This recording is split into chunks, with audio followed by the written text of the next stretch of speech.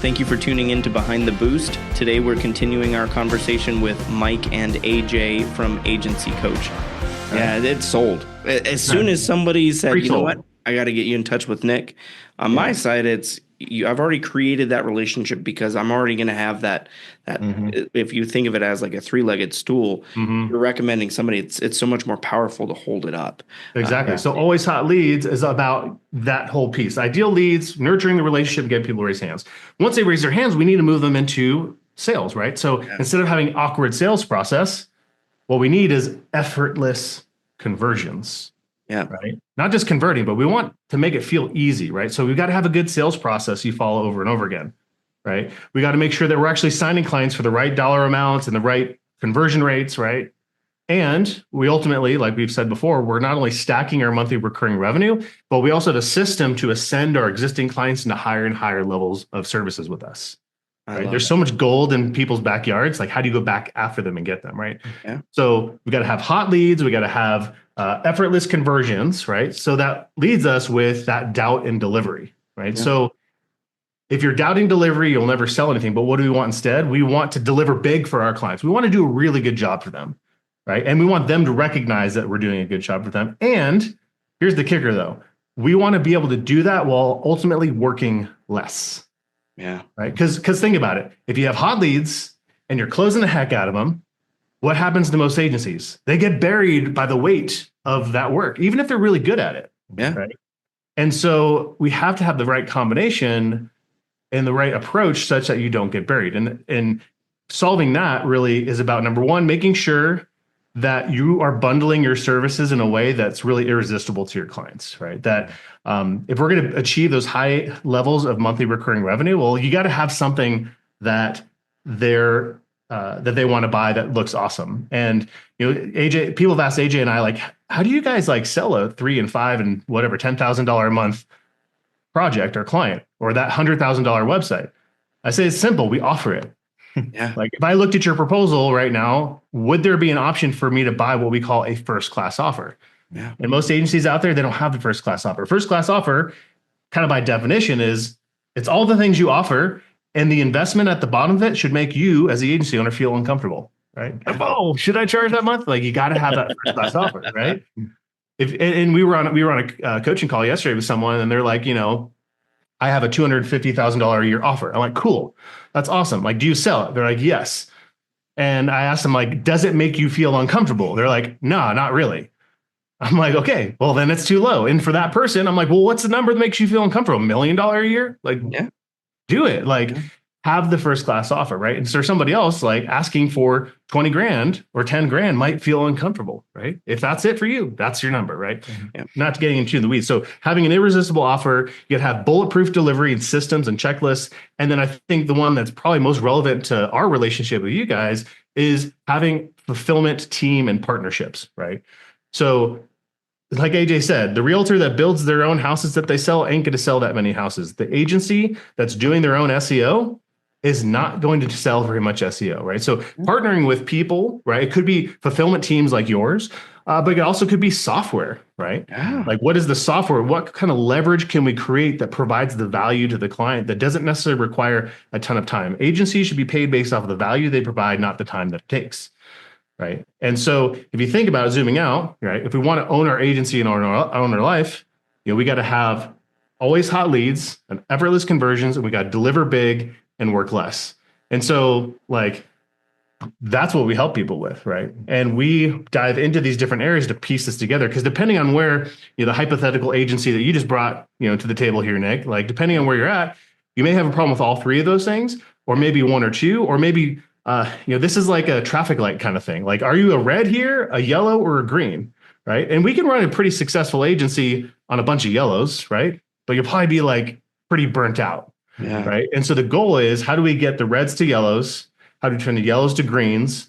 And that as you scale and as things break, how do we fix those and continue to patch that to the point where you can have an agency that you own and you own your life? That's so cool. That's so cool. And I love to hear the idea of teaching a man to fish rather than just saying, okay, go, you you've got it. You're stuck. You're burned out on these 2 clients, 10 clients that you've got. Scalability, I think, is the most important thing with anything. Okay, you can do this once. There's a reason why, the fact that we can print books, or now that we can go online and do everything and learn everything so quickly. But if we can help empower these small businesses to get onto the first page of Google, to have more customers come in and purchasing their product, it allows it so that the American dream can also live on, which I think in many ways kind of ends. One of the things that I've loved the most is being connected with AJ. I met AJ at a conference, and I go to 12, 13, some this year, I think 17 conferences.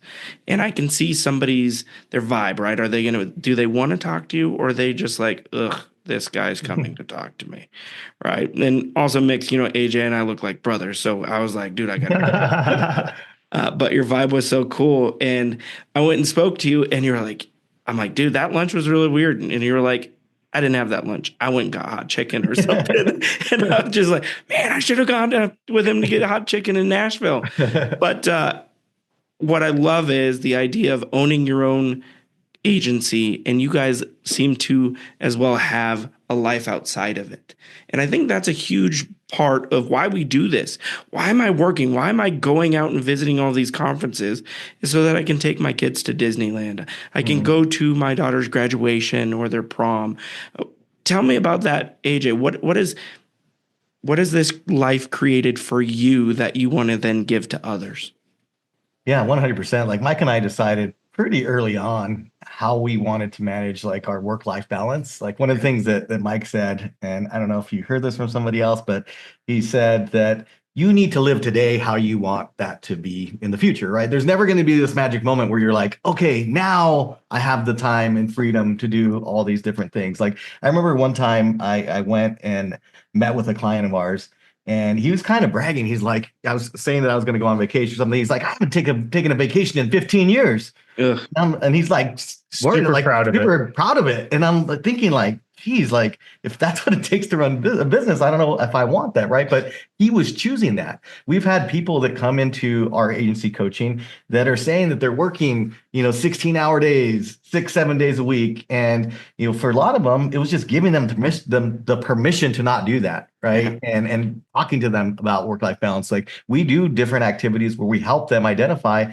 the other things outside of business that are important to them, right? We call them the big rocks. It's like put in your calendar the big rocks, right? These are the things that you want to do. This is the time with your family. This is like the quick excursion out of town. This is like the big summer vacation with your kids. Like if you put those things in first, then all the small pebbles and rocks will fill in around that stuff. But your failure to put that in can sometimes mean that you're never going to find the time, right? Mike was talking about how last year he didn't really think about like how he wanted to spend spring break. And then by the time he did, like that came around, like we already had put so much stuff on work on there that he couldn't really do the things that he wanted. So he planned very early this next year, like I'm taking that whole week off, right? And I don't know what I'm gonna do yet, but like I know I'm gonna do something. And it's just like you just got to do that, right? And so like things that I've been able to do, my daughter was in cheer all through, high school, and I traveled all over the country with her, and had the freedom to do that, and go on trips with my kids. And I spent a lot of time DJing during COVID. I started DJing house music, and really passion of mine. Yeah. And so, I do shows, and I'm able to spend a lot of time doing that. And I stream a lot online, and it's just, it makes me happy, right? Mike plays in a band, and they have shows, and look them up on Spotify, Swigfoot, listen to their music. They've got hundreds of thousands of listens on their stuff. And so is it Swigfoot? Swigfoot, yep. SWIGFOOT. He's a total rock star. Yeah, if you're into ska punk, you're gonna love it. It's like the best thing ever. Dude, that's so great. I think that's great. Yeah. On my side, I've always done art, so I absolutely understand the idea of following your passion just as much as, having what you want to do and providing for your family. But I was Swigfoot. I'm going to have to check that out. That's awesome. And then put it in the show notes. There you go. Yeah, for sure. And then AJ, so what's your DJ name? It's Flow Space. Flow Space. Yeah. We need to talk about these names, gentlemen. I want to understand where they came from. There's got to be an origin story. I'm an overthinker, so I'd have like the craziest name ever. But where did it come flow from? space for me is like, I think like my goal in life is to just be in a flow state. Yeah. Right. And I think that music puts me there. Like, and so that's kind of where that came from. Yeah, Swigfoot, I don't really have a great story for you. Like we put the band together and there was like 1,000 names that were flying past us. And that's the one that stuck. And it's like, there's plenty of things we can co-opt from like, Bigfoot culture. It's a drinking Bigfoot. So like, which is funny because I don't drink, but the rest of my bandmates do. And like a Bigfoot holding a beer as a logo looked like a cool idea. So it was like, that was the idea, but that's awesome. That is so cool. And how long have you been doing that? I mean, I've been playing, so I play the trombone, which is, being in a ska band is the coolest thing a trombone player can do. And I'm sorry, a what band? Ska, SKA. It's like reggae, but fast punk rock. It's cool. Check it out. Swigfoot. I'm checking this out. That is not a question. And so I've played music since I was in elementary school. So all through school, marching band in high school and in college, I played in the pep bands for the University of Arizona teams, traveled with the basketball team, and started a band in high school. I played in another band in college, and we were like regionally known, and did a couple tours along the way. And I was probably about 10 years that I didn't play. Like it'd be like once a year I'd pick up and play, but hardly that. And I think it's like one of those things where I look at, a lot of adults out there, right? And they don't have a hobby, right? They don't have something that they can invest themselves into that's not, and it's in our culture very acceptable to be like, well, yeah, my kids are my hobby, right? My wife is my hobby. My house is my hobby, right? And I mean, I think there's like, one of the things that's powerful about business ownership is that, business is a game we get to play, but it's also more importantly one that we get to design. Yeah. Right? And so, like, if you're not designing your business in a way that supports the life you want to live, then what are you doing it for? You can go get a job, right? Yeah. It's way less stress, right? Way less stress, right? So I think it's one of those things where like I wanted to play. I want to do other things that is not just, working. And, some of my hobbies involve the kids, right? Like we're involved in scouting, right? So we camp a lot. We do a lot of like things through that organization, which like, quite frankly, we have to have that time for that. But that's a hobby I get to be involved in with them, as opposed to, no disrespect to the soccer parents of the world, but sitting on the sidelines watching the soccer game is you watching them appreciate their hobby, which I think we should definitely pour ourselves into that. But it's like, what can you do that can be together and also self-serving? Like, and I think it's important because like, it's very easy to carry the stress of our business into the rest of our lives. Yeah. In fact, I think like for me, that's my default mode. If I don't have some sort of thing that breaks the day into like work Mike and, not work Mike,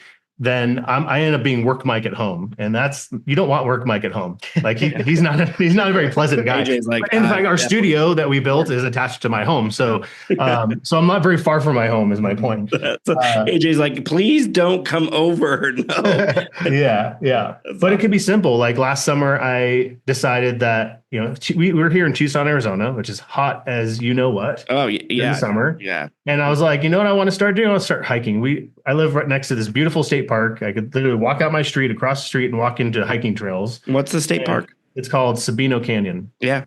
Beautiful. Look up pictures of it. It's awesome. I've been there. Awesome. And so we, but like the moment I decided to do that was like 3 or 4 p.m. in the middle of the summer in Tucson, which is dumb. But you know what? I did it. People die out there. But you know what? It's awesome though, because I put on my big straw hat. I have my Camelback. I have my long sleeve shirt on. Yeah. And I go, and guess what? Nobody's out there, and it's hot. So what? It's great. Yeah. And like that's a good example of something where my business is supporting that kind of thing, and it also doubles as my transition into like from work Mike to not work Mike, right? So, I just think that like. There's a lot of coaching out there that is really focused on getting more leads. And in fact, I spent a whole section of this podcast talking about the leads and the conversions and the delivery and stuff like that. But like, at the heart of our coaching is your life, right? Yeah. And so,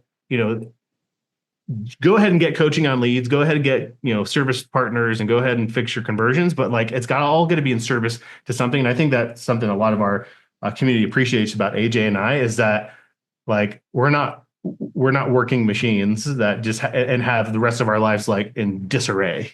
Yeah, I think just recently, Mike and I have both made kind of a switch to where we're both dropping off our kids at school and picking them up every day. And those are just in our does it's non-negotiable. And does it interfere with work? Absolutely, 100%. Is there times where it's like, crap, we there's nowhere to meet because we have this time block, but like, we just made a choice to do that, and we're doing it, right? And so I think that's just how that has to be, is you need to make the choice to choose work-life balance, and it's not just going to happen naturally. Yeah, nobody's going to give you permission to do it. Unless you come around our community, then AJ and I are going to give you permission to do it. And sometimes you need that. I do feel like in life, in all of our different businesses, and even in coaching right now, it's like, I think part of the reason we were put on this earth is to give people permission to do it the way that they intuitively think it should be done, as opposed to the way that they see some, Lamborghini posting influencer, like demonstrating some weird life that's not actually true. Like, for sure. My humble brag is one year we went to Disneyland and Disney World like 5 times. Like, and we don't live close to either of those things. That is definitely not right. Like, that's what's cool to me. That's my Lamborghini, right? Yeah. Like, I don't know. Just you get to live the life you want, and so as far as I'm aware, we get one of them. So let's do it right, or at least try to. Yeah. Stay tuned for our next episode as we wrap up our conversation with Mike and AJ.